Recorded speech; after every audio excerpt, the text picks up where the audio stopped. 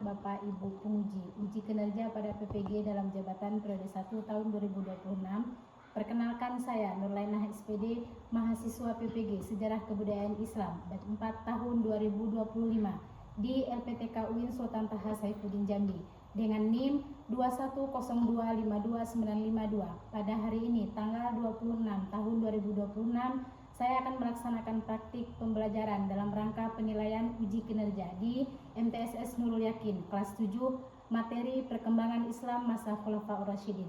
Terima kasih dan selamat menyaksikan. Wassalamualaikum warahmatullahi wabarakatuh.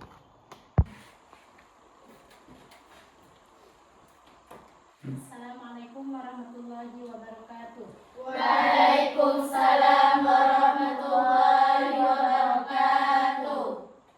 Selamat pagi semua. Selamat pagi, Ibu.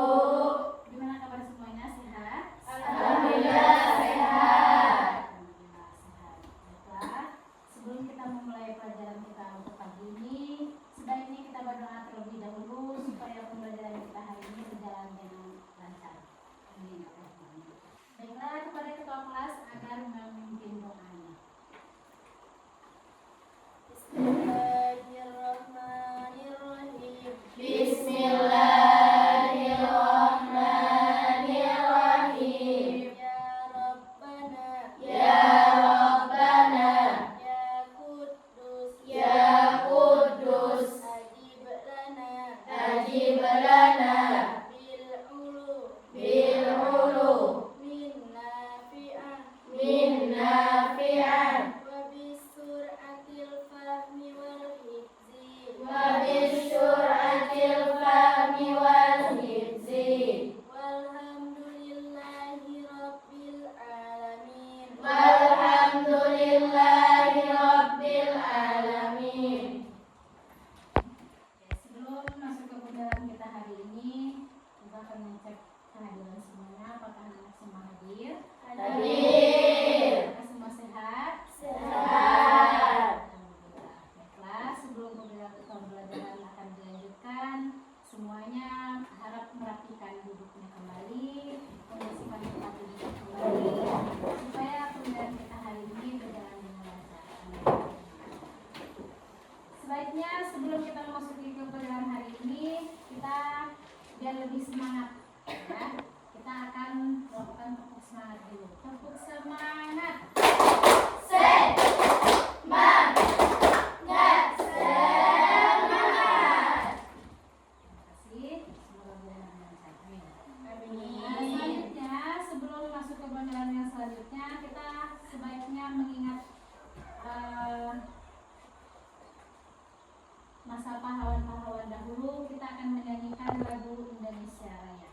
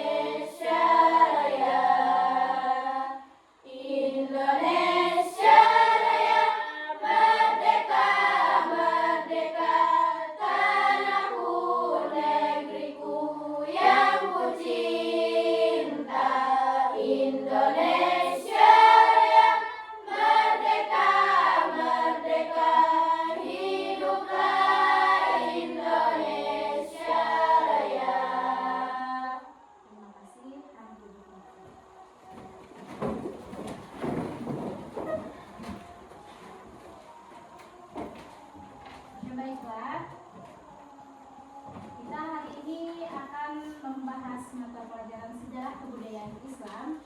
Materi untuk kita hari ini adalah perkembangan Islam masa Khulafaur Rasyidin. Untuk pelajaran yang telah lalu sudah kita jelaskan. Ada yang tahu masalah apa? Perjuangan Nabi Muhammad SAW dan terakhir peristiwa hijrah membangun masyarakat Nabi. Tentang perjuangan Nabi Muhammad SAW. Semoga anak-anak semua sudah memahami pelajaran yang sudah lalu, yang telah lalu. Baiklah, pada hari ini kita akan membahas tentang perkembangan Islam pada masa Khulafaur Rasyidin, yaitu penggantinya Nabi Muhammad SAW. Nanti kita akan membahas satu persatu siapakah yang akan menggantikan. Ada 4 pilar, ada 4 pengganti Nabi Muhammad SAW. Oke, di sini kita akan membahas tentang perkembangan Islam pada masa Khulafaur Rasyidin ini. Baik, perhatikan ke sini semuanya. Jadi pada masa Khulafaur Rasyidin itu siapa? Siapakah Khulafaur Rasyidin? Di sini dijelaskan Khulafaur Rasyidin itu adalah pemimpin umat Islam sebagai penggantinya Nabi Muhammad SAW yang mendapat petunjuk langsung dari Allah Subhanahu wa taala untuk meneruskan perjuangan beliau. Nah, jadi Khulafaur Rasyidin yang 4 ini adalah mendapat petunjuk langsung dari Allah. Siapa-siapakah dia? Nanti kita jelaskan. Nah, jadi penggantinya ini ada 4, yaitu yang dinamakan dengan Khulafaur Rasyidin. Baik, di sini. Nah, di sini dijelaskan kembali ada 4 pilar kepemimpinan yang terdiri dari 4 sahabat yang terpercaya Nabi. Jadi ada 4 sahabat yang terpercaya Nabi ini dipilih berdasarkan konsensus umat Islam, bukan keturunannya.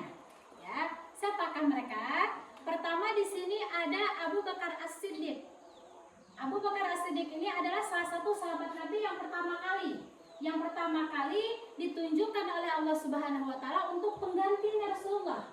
Di sini dijelaskan Abu Bakar As-Siddiq ini adalah penggantinya Rasulullah. Itu yang pertama. Yang kedua yang penggantinya adalah penggantinya Abu Bakar. Berarti si Abu Bakar ini penggantinya Rasulullah. Kemudian Umar bin Khattab yang kedua ini adalah penggantinya Abu Bakar, yaitu Khulafaur Rasyidin yang pertama. Yang ketiga ada Utsman bin Affan. Utsman bin Affan ini adalah sahabat yang paling terhormat di antara yang 4 ini. Nah, Utsman bin Affan ini adalah sebagai penggantinya Umar bin Khattab lagi. Kemudian yang keempat ada Ali bin Abi Thalib. Nah, siapa? Ali bin Abi Thalib ini adalah pertama sebagai keponakannya Rasulullah, dan yang kedua Ali bin Abi Thalib ini adalah sebagai menantunya Rasulullah SAW. Nah, jadi 4 pilar inilah penggantinya Rasulullah yang langsung mendapatkan petunjuk dari Allah Subhanahu wa taala. Oke. Kemudian ada pada masa itu juga kekosongan kepemimpinan pasca Nabi. Pada saat itu wafatnya Rasulullah SAW pada tanggal 12 Rabiul Awal 11 Hijriah, yaitu tepatnya pada tanggal 8 Juni 632 Masehi, yaitu menimbulkan kekosongan kepemimpinan. Kenapa? Karena beliau ini tidak menunjuk pengganti secara pasti. Nah, jadi pada saat itu ketika Rasulullah wafat, jadi kosong, tidak ada yang memimpin pada saat itu. Ya, belum ada pemimpin pada saat itu. Kenapa? Karena Rasulullah ini belum menunjukkan siapa yang pasti sebagai penggantiku, kata Rasulullah. Maka pada saat itu terjadilah perselisihan kaum Muhajirin dan kaum Ansor pada saat itu. Karena kaum Muhajirin ini mengusulkan Abu Bakar, sementara kaum Ansor mencalonkan yang namanya Sa'ad bin Ubadah. Jadi timbullah perselisihan di antara kaum Ansor dan kaum Muhajirin. Kenapa timbul perselisihan? Karena berbeda pendapat. Karena yang kaum Muhajirin ini mengusulkan Abu Bakar lah yang bakal menggantikan Rasulullah, kata kaum Muhajirin. Nah, kata kaum Ansar, bukan, kami mencalonkan Sa'ad bin Ubadah yang akan menggantikan Rasulullah, katanya. Maka terjadilah perselisihan itu dan diselesaikanlah oleh siapa? Umar bin Khattab. Nah, Umar bin Khattab lah yang menyelesaikan perselisihan tersebut. Lanjut. Nah, ini kita bahas satu persatu. Jadi pada masa digantikannya Rasulullah pada masa Khulafaur Rasyidin yang pertama, yaitu Abu Bakar As-Siddiq. Ini adalah khalifah yang pertama, penggantinya Nabi, penggantinya Rasulullah. Yaitu memimpin selama 2 tahun, 11 sampai 13 Hijriah atau 632 sampai 634 Masehi, yaitu dikenal karena kebaikannya. Jadi Abu Bakar ini As-Siddiq ini, kenapa dinamakan Abu Bakar As-Siddiq? Ada yang tahu? Kenapa digelar sebagai As-Siddiq? As-Siddiq artinya apa? Orang yang benar, orang yang jujur. Nah, jadi Abu Bakar ini dikenalnya sebagai apa? Kebaikannya. Itu yang pertama. Yang kedua, dikenal sebagai keberaniannya. Dia orangnya berani. Yang ketiga, dikenalnya sebagai ketegasannya. Ini adalah khalifah yang pertama, Abu Bakar As-Siddiq. Nah, pada masa ini apa saja yang terjadi? Pada masa khalifah yang pertama ini ada 3 poin yang terjadi pada masa ini. Apa saja? Yang pertama, yaitu menumpas pembangkang. Siapa yang suka yang membangkang, yang tidak mau mengikuti aturannya, ini yang akan ditumpasnya. Ini yang akan diselesaikan oleh khalifah yang pertama, yaitu memerangi gerakan-gerakan murtad, yaitu nabi-nabi yang palsu seperti Musailamah Al-Kadzdzab. Jadi pada masa itu ada yang namanya Musailamah Al-Kadzdzab. Dia ini mengakui sebagai nabi, akulah nabi. Ketika Rasulullah wafat, dia mengakui dia sebagai nabi. Nah, ini yang kedua, kodifikasi Al-Quran. Jadi pada masa Khalifah Abu Bakar ini, kodifikasi Al-Quran mengumpulkan Al-Quran setelah banyak penghafal gugur dalam perang. Jadi pada masa Abu Bakar As-Siddiq ini, Al-Quran disimpulkan, Al-Quran dikumpulkan. Sampai saat ini yang kita rasakan, yang kita bacakan setiap hari, disimpulnya Al-Quran dari surah pertama sampai yang terakhir dengan bagus, dengan ukurannya. Yang ketiga, perluasan wilayah. Pada masa khalifah yang pertama ini menyebarkan Islam ke Suriah, Persia, dan Bizantium. Jadi pada masa Abu Bakar As-Siddiq ini perluasan untuk wilayah-wilayah agama Islam tersebut pada tiga tempat tersebut. Selanjutnya khalifah yang kedua, yaitu Umar bin Khattab. Nah, pada Umar bin Khattab ini sebagai gelarnya, lakopnya Umar bin Khattab di sini adalah Sang Al-Faruq. Pada masa pemerintahan ini lebih lama daripada Abu Bakar As-Siddiq. Di sini memerintahnya selama 10 tahun, 13 sampai 23 Hijriah atau 634 sampai 644 Masehi, dikenal dengan perawakan tinggi, besar, tegas, dan berwibawa. Jadi Umar bin Khattab ini kalau kita gambarkan di zaman sekarang, orangnya ini gagah, pemberani. Ya, kenapa? Di sini dikatakan bahwasanya dia orangnya besar, orangnya tegas. Nah, ini Umar bin Khattab. Jadi pada masa ini apa saja yang terjadi? Ada 4 poin. Yang pertama, tidak jauh berbeda dengan ketika Abu Bakar As-Siddiq tadi, itu perluasan wilayah dakwah mencapai Suriah, ke negara-negara Persia, negara Mesir, kemudian Afrika Utara, Armenia, dan Eropa Timur. Jadi pada masa itu perluasan wilayah Islam lebih luas lagi dibandingkan pada khalifah yang pertama. Yang kedua, administrasi dan keuangan. Jadi pada masa Umar bin Khattab ini membentuk Baitul Mal namanya. Baitul Mal ini apa? Itu Baitul Mal ini adalah sebuah tempat yang mengumpulkan harta benda. Nanti baru dizakohkan atau diinfakkan kepada orang lain. Kemudian ada Dewan Perang dan sistem pengajian pegawai. Ini yang kedua. Yang ketiga, terjadinya atau awal mulanya kalender Hijriah menetapkan permulaan tahun Islam berdasarkan hijrah Nabi. Nah, pada saat inilah dimulainya ada tanggal Hijriah. Sama kita pada saat sekarang kita sudah memasuki bulan Sya'ban dan yang sebentar lagi akan memasuki bulan Ramadan. Awal terjadinya bulan Hijriah atau tahun Hijriah itu yaitu pada masa Khalifah Umar bin Khattab. Yang keempat yaitu Dewan Pemilihan Khalifah. Yang mana pada masa itu Umar bin Khattab membentuk Dewan 6 sahabat untuk memilih penggantinya. siapa yang akan berganti yang selanjutnya. Yud. Khalifah yang ketiga. Khalifah yang ketiga di sini ada Utsman bin Affan. Utsman bin Affan ini lakopnya atau dinamakan dengan Zunnurain, yaitu orang yang mempunyai dua cahaya. Nah, yang mana lebih lama lagi menjabatnya dibandingkan dengan Umar. Yang mana Utsman ini menjabat selama 12 tahun. Pada 23 sampai 35 Hijriah, 644 sampai 655 Masehi. Dikenal dengan akhlak yang mulia, orangnya pemalu, akan tetapi dia dermawan. Inilah sosok Utsman bin Affan. Ya, inilah sosok Utsman bin Affan. Orangnya akhlaknya sangat mulia, tapi memang agak pemalu. Nah, ini Utsman bin Affan, tapi dia orangnya dermawan. Nah, inilah sosok Utsman bin Affan. Jadi pada saat itu khalifah yang ketiga ini kodifikasi mushaf Al-Quran, yang mana mengganakan mushaf Al-Quran menjadi 4 dan mendistribusikannya. Nah, pada saat itu mulailah dikumpulkan Al-Quran, mushafnya. Nah, ini yang kedua, renovasi Masjid Nabawi, sebagaimana yang digambarkan. Pada saat itu memperluas dan memperindahkan Masjid Nabawi. Jadi pada saat itu awal mulanya dibangunkan Masjid Nabawi, yaitu yang dibangunkan oleh Rasulullah SAW ketika berhijrah ke negeri Mekah ke kota Madinah. Nah, pada saat itulah Rasulullah awal mulanya membangun Masjid Nabawi. Cuman ya mungkin sekedar yang penting untuk tempat ibadah. Nah, pada ketika khalifah yang ketiga ini, pada ketika khalifah Utsman bin Affan ini, Masjid Nabawi ini diperbaguskan, diperluaskan. Nah, sampailah saat ini juga yang dinamakan dengan Masjidin Nabawi. Dan yang ketiga, pembentukan angkatan laut.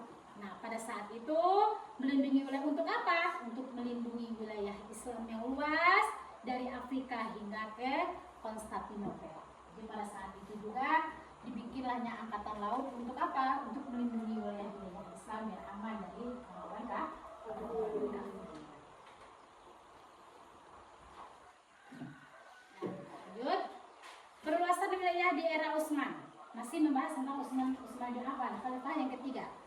Jadi dakwah Islam ini meluas ke berbagai penjuru, memperkuat kekuasaan dan pengaruh Islam. Yang mana di penjuru-penjurunya disebut di sini ada negara Khurasan namanya. Di negara itu pasukan Islam dipimpin oleh Sa'ad bin As dan Huzaifah bin Yaman. Yang kedua, di negara Armenia. Di negara itu ada Salman Rabi'ah al-Bahili yang berdakwah disambut dengan sukacita. Ketiga, ada negara Tunisia yang ditaklukkan oleh Abdullah bin Sa'ad dengan bantuan rakyat setempat. Kemudian ada negara Rai dan Azerbaijan. Di negara ini penaklukan wilayah yang penting lainnya. Dan yang terakhir ada negara Amuriah dan Ciprus.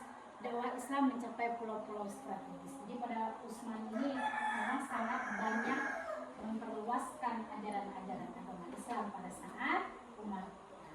Ini khalifah yang terakhir, yaitu Ali bin Abi Thalib. Siapa tadi Ali bin Abi Thalib? Keponakannya Rasulullah, langsung menangannya Rasulullah.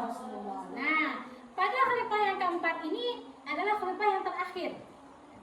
Pada khalifah yang keempat ini sedikit juga, ya, menjabatnya 5 tahun, yaitu pada masa 35 sampai 40 Hijriah, ya, atau 655 sampai 660 Masehi, yaitu menghadapi intrik politik yang luar biasa. Ini pada Ali bin Abi Thalib, pada keponakannya Rasulullah plus menantunya Rasulullah. Banyak konflik yang terjadi pada saat ini. Yang mana, ya, menggantikan pejabat yang kurang cakap banyak dari Bani Umayyah yang memicu ketidakpuasannya. Makanya nanti setelah pembahasan kita tentang perkembangan Rasulullah ini, kita membahas tentang Bani Umayyah nantinya. Ya. Nah, kemudian membenahi keuangan negara, yaitu menyita harta pejabat yang diperoleh oleh yang tidak benar dan penyimpanannya di Baitul Mal. Jadi mana pejabat-pejabat yang korupsi, nah nanti ditarik kembali uangnya, dimasuk yang namanya ke Baitul Mal tadi, dikumpulkan di sana. Terakhir yaitu memajukan ilmu nahwu. Kenapa di sini dikatakan memajukan ilmu nahwu? Pada masa Ali bin Abi Thalib inilah beliau memajukan ilmu nahwu, ditekankan, diperdalamkan ilmu nahwu kepada umat Islam. Kenapa? diperintahkan oleh Abu Aswad Ad-Duwali mengembangkan ilmu nahu, tata bahasa Arabnya, menghindari kesalahan untuk membaca Al-Quran. Kenapa di sini ya? Kenapa di sini orang Islam itu pada masa itu seperti ditekankan untuk mempelajari ilmu nahu? Karena kita semua sudah mempelajari ilmu nahu juga. Karena ilmu nahu ini adalah salah satu ilmu untuk kita membaca. Kenapa? Karena salah pembacaan Al-Quran, ketika salah harokat itu sudah mesti salah itunya terjemahnya. Nah, jadi memang penting sekali ilmu nahu.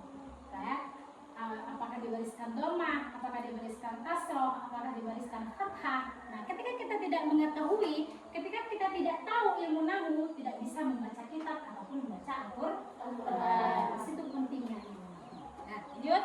Pembangunan kota Kufah pada masa Ali bin Abi Thalib juga, khalifah yang terakhir. Ali bin Abi Thalib ini membangun kota Kufah sebagai pusat pertahanan yang kemudian berkembang menjadi pusat ilmu pengetahuan. Pusat ilmu pengetahuannya di sini, Kufah menjadi pusat ilmu tafsir, ilmu hadis, ilmu nahu, dan ilmu yang lainnya. Ilmu tafsir. Sedikit membahas ilmu tafsir. Ilmu tafsir itu adalah membahas mufassirah, membahas daripada tafsirnya Al-Quran. Yang dicontohkan contoh di surah Al-Fatihah contoh. Ketika membaca Alhamdulillahirabbil alamin, tafsirnya apa? Ya, mufassirahnya apa? Dijelaskan semua satu kalimat. Nah, ini gunanya ilmu tafsir. Begitu juga ilmu hadis. Ilmu hadis di sini menjelaskan tentang Rasulullah, tentang perbuatannya Rasulullah, tentang perkataannya Rasulullah, kesehariannya Rasulullah. Nah, ini yang dijelaskan di ilmu hadis. Ilmu nahu itu tadi untuk kita lebih jelas lagi memperjelaskan untuk membaca Al-Quran. Ya. Kemudian di bawah disebut sedikit pentingnya ilmu nahu untuk apa? Untuk membantu orang yang non-Arab untuk mempelajari Al-Quran dan hadis dengan benar.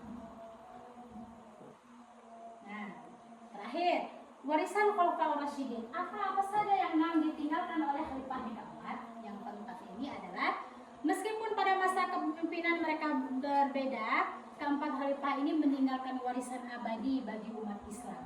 Jadi sampai saat ini kita bisa merasakan apa saja yang ditinggalkan oleh khalifah-khalifah tersebut. Yang mana? Yang pertama yaitu keadilan, menegakkan hukum Islam dan keadilan sosial. Pada saat ini menegak ilmu keadilan. Kemudian pengembangan ilmu, mendorong perkembangan ilmu, pengetahuan dan administrasi. Yang ketiga, perluasan Islam, menyebarkan ajaran Islam ke seluruh dunia. Seluruh dunia, bukan seluruh Indonesia, seluruh dunia. Dimanapun dunia, di seluruh dunia ada orang Islam. Paling banyak notifikasinya adalah orang Muslim dibandingkan non-Muslim. Yang terakhir, persatuan umat. Yang mana pada saat itu sampai saat sekarang yaitu menjaga keutuhan dan persatuan umat Muslim. Jadi dimanapun seluruh dunia umat Muslim bisa bersatu. Oke, kemudian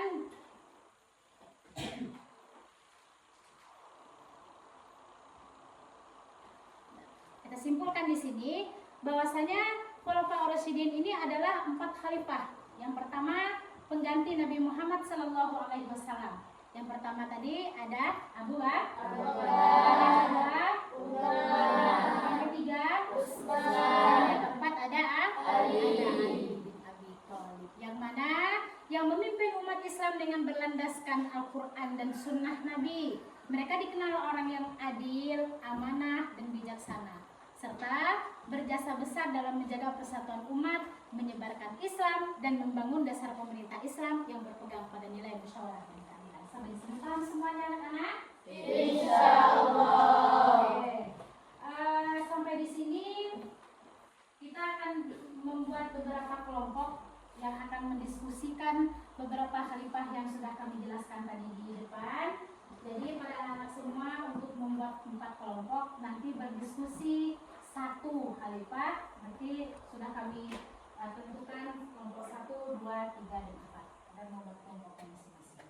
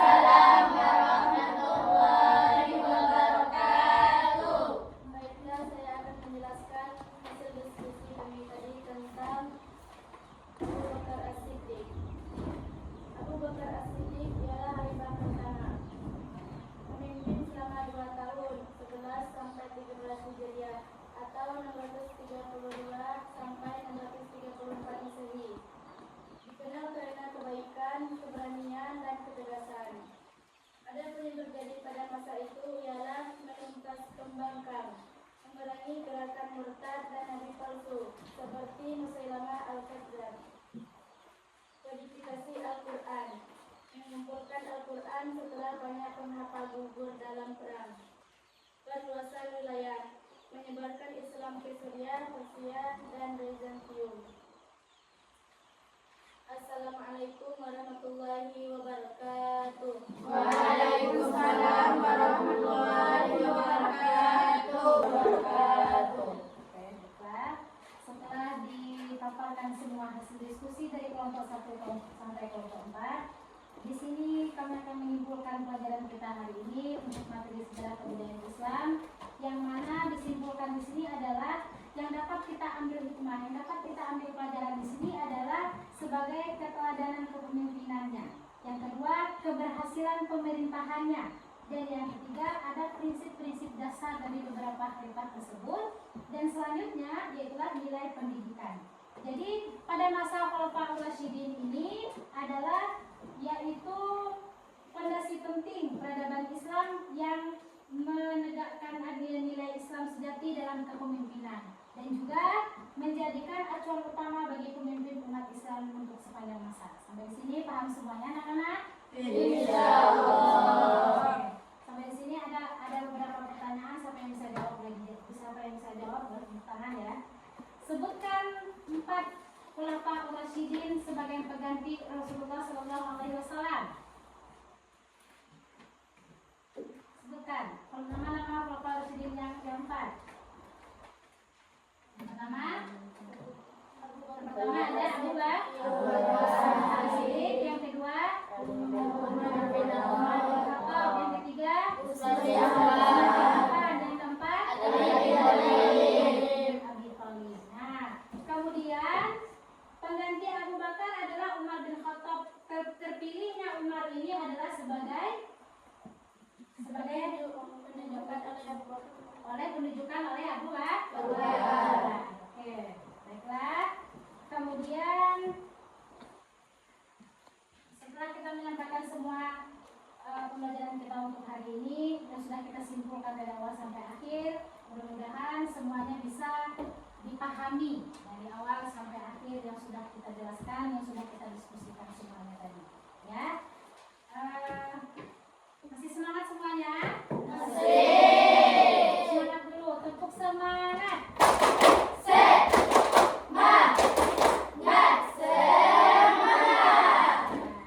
Jadi dengan berakhirnya maka berakhirlah untuk pembelajaran kita untuk hari ini. Semoga kita bisa dapat mempelajari, dapat kita gambaran semua dari sikap-sikap ataupun sifat-sifat yang baik dari beberapa khalifah, yaitu pengganti Rasulullah Sallallahu Alaihi Wasallam. Kemudian untuk pelajaran yang selanjutnya kita akan membahas tentang sejarah berdirinya Daulah Umayyah di Damaskus. Itu untuk pelajaran yang selanjutnya.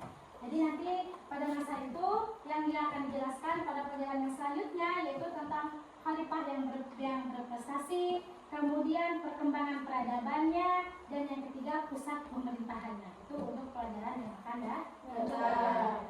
Sebaiknya sebelum kita tutup kita membaca doa terlebih dahulu kepada ketua kelas.